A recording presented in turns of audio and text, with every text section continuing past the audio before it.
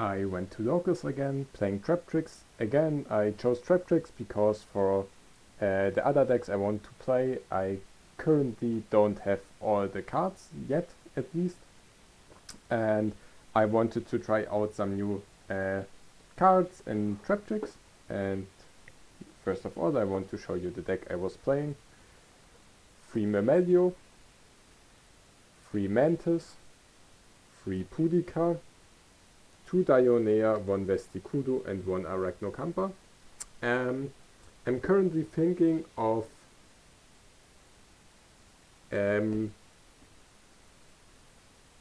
reducing the Mantis to only 2 because I kind of draw a lot of normal summons, especially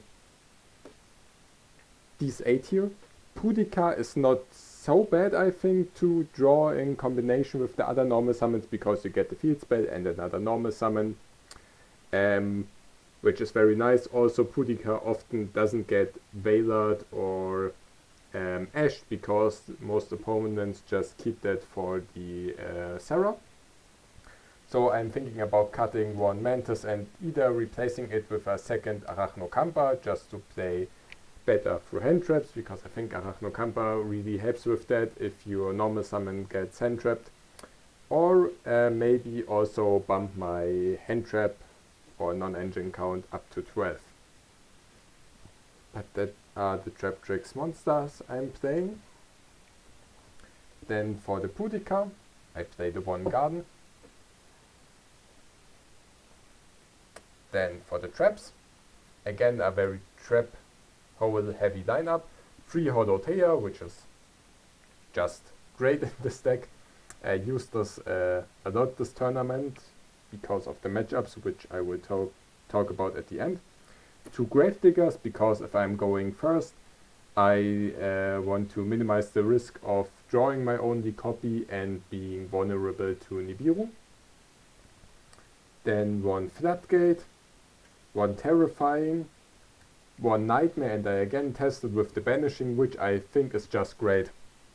Against so many decks, I think this is better than Bottomless because it lets you hit their starters. Often with Bottomless you have to wait until they make a bigger monster and then they're already in their combo and can continue playing, and it just doesn't do enough most of the times. But Banishing, if you can just they normal summon a weak monster, which for example they want to turn into a Link 1, you use Banishing, you banish that monster face down. Sometimes your opponent can't continue playing, which is the playstyle I most often go with this deck. Just try as good as possible to not let your opponent get anything on field.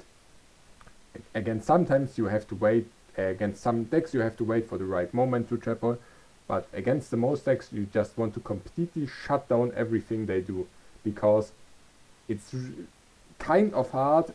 It's not impossible but because of cards like Pudica, but kind of hard to break boards of your opponents. That's why I think Banishing Trapper is really good.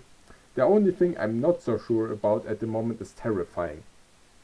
The thing I like about Terrifying is that I can use it at any point after they special summoned, which makes it a bit more flexible. I can use my Rafflesia whenever I want and trigger my Sarah whenever I want with it, with the Rafflesia effect or the Terrifying Trapper if I set it itself. So I think that's very nice. Also, if I don't know what my matchup is and I search one with my Mermelio, I always go for the Floodgate because that's just the most versatile one. Then 3 Paralytic Seed, just because again it lets you play through hand traps. It's great. Also just helps to raise the ceiling on boards you're doing, get but 1 extra Xyz or play better around Nibiru with the worse hands. 3 Prosperity for consistency, because all of the combos are 2-card combos, so it's really nice to fix your hand. And then for the non-engine, 3 Imperm, 3 Ash, 3 Nip, 2 Drone. Especially at Locus, I think Imperm and Ash are just great because they hit so many different decks.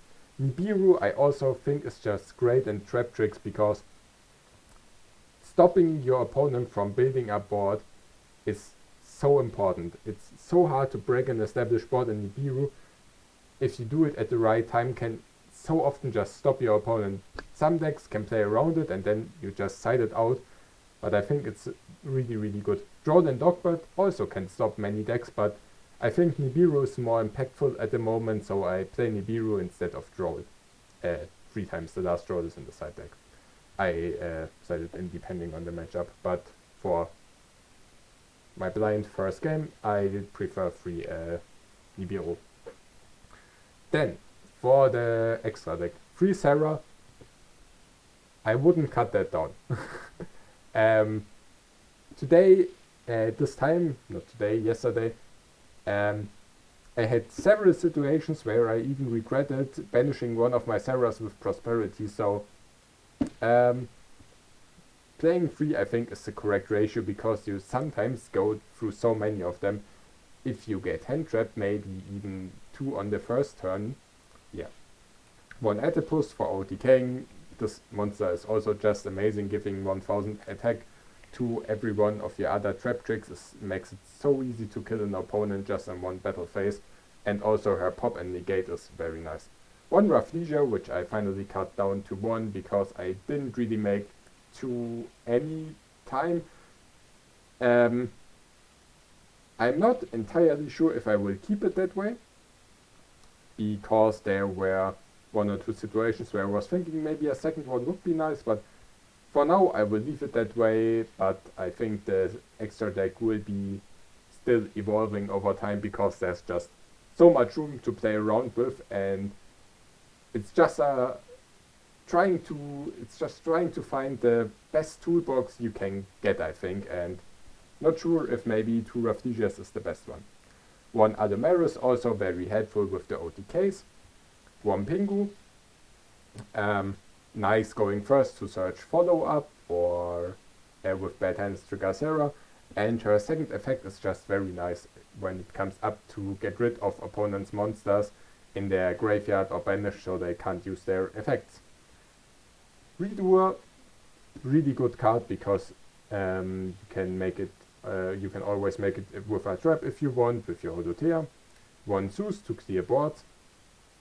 1 Baguska for just bad situations. If you can't do much, get hand trapped, you just get 2 force on the field and can't break your opponent's board, make a Baguska, wait on it.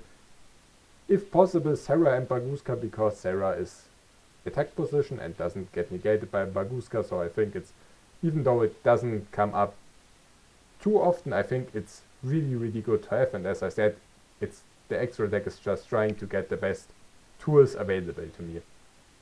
Abyss Shredder, I haven't had any matchups lately where I would use it, but I think, for example, against Snake Eyes Fire King, it would be a very nice card, so I will let it be in the extra deck for now. 1 Goddess, just to get rid of hard to clear monsters, which the deck struggles anyway with. Then my 3 maybe more spicy options. Baromet, the Sacred Tree Shrub.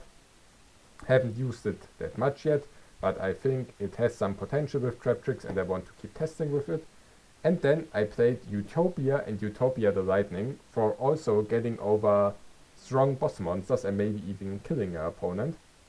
This hasn't come up yet, but also this is a card I want to keep on testing if I play Traptrix again anytime soon, because I think it's a really nice option with 2 level 4s just to get rid of an opponent's monster, which this deck just sometimes struggles with, but 5000 attacks and no effects from the enemy is just...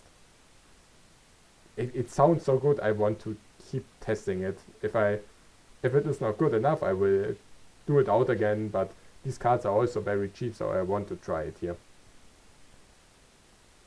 Then for my side deck. First off, the last Troll. Then 2 Ghost Bell, 3 Vader, 3 Shifter. Shifter mainly against combo and graveyard heavy decks. Vader because it's just very versatile again, but I It's not as impactful as something as Nibiru or Droll, so I don't play it in the main deck, but in the decks it's good against. I sided in, especially going second. I will always side out one Pudica and two of the trap house I need the least. Most often it will be, I think, Grave Diggers and what's the negate one called? Nightmare. Yeah, I most often side out those two. And then Free Judgment for going first, just to protect your board, especially against evenly matched. And then new cards I tried, Pankatops, and I was really happy when I got it. It's helps so much with breaking boards. Most of the times you not just have a Pankatops, but a Pankatops and your hand trap in your hand going second. So you can hand trap your opponent once, they get a weaker board, and most often the Pankatops is more than enough to out the remaining board. So really like it, probably will keep playing it because it helps the stack so much. If I had more money, this maybe could be free Fenrir, together with this last card. But I'm not entirely sure if I would prefer Fenrir, because I think the fact that this here is a quick effect is actually really helpful breaking boards. Because again, the Traptrix themselves are not that big of a threat to a board, so I think if I would summon a Fenrir and they just focus their attention on the Fenrir, it would still be hard to deal with the enemy board with just the Traptrix. So I think that's great. If it should get to 3, I would probably bump it up to 3. And then, for time, I played my Cowboy in the side because I didn't have any space left with the Utopia package. I was overall very happy. The tournament also went very well, but the matchups were very funny. First off, I played against a Traptrix player in a mirror match. He went first, so he didn't know I was playing Traptrix.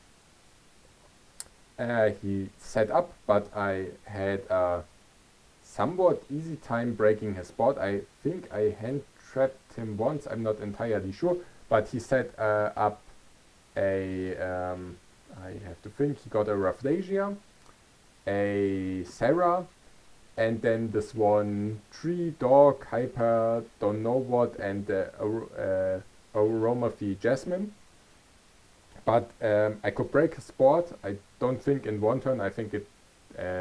I could weaken the board first turn and then control him the next turn and then kill him. Or no, sorry, my bad. I lost that game.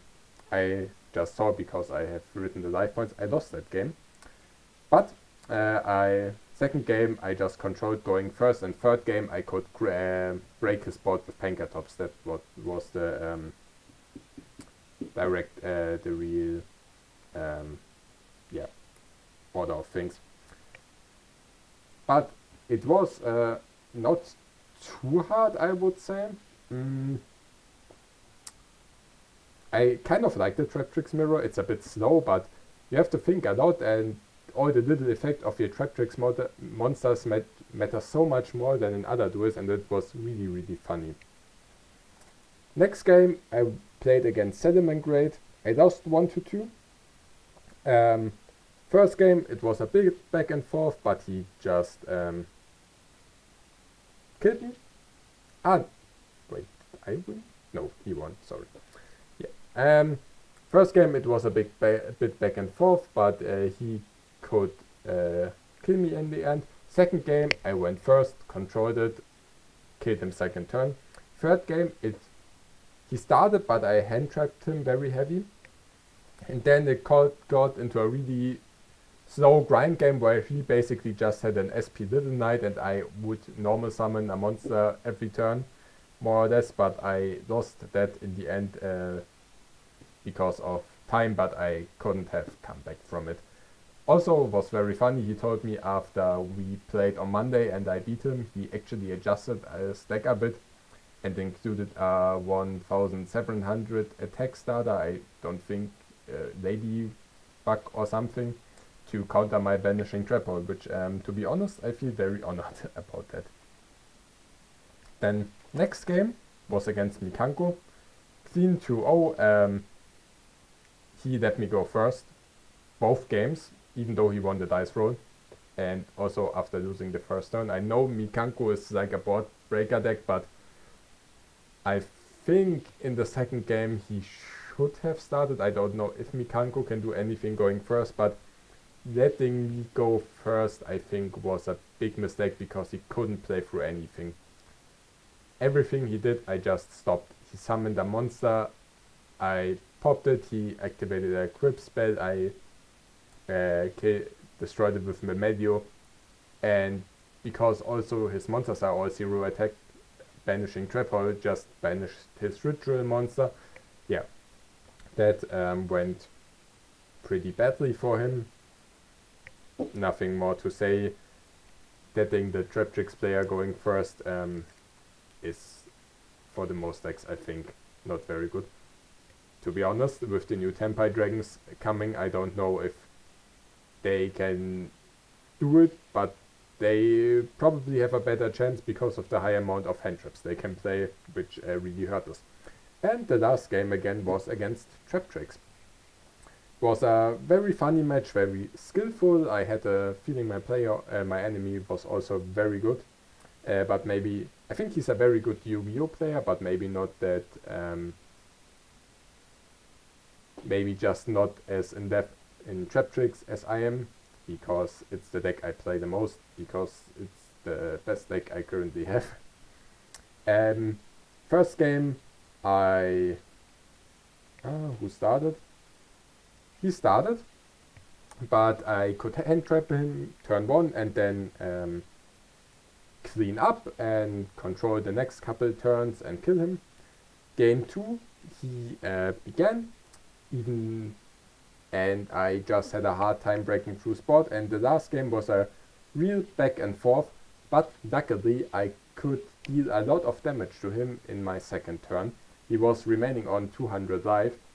Then a really hard game set actually in, where it went back and forth for a lot with a Typhon and a Little Knight and stuff. But eventually I just won because of time, because he had 200 life and I had 6,900. So yeah, that was the locals for me. It was very funny. I'm looking forward to going again. Next time I will hopefully be able to play another deck if all the cards arrive on time, and yeah, I'm looking forward to that.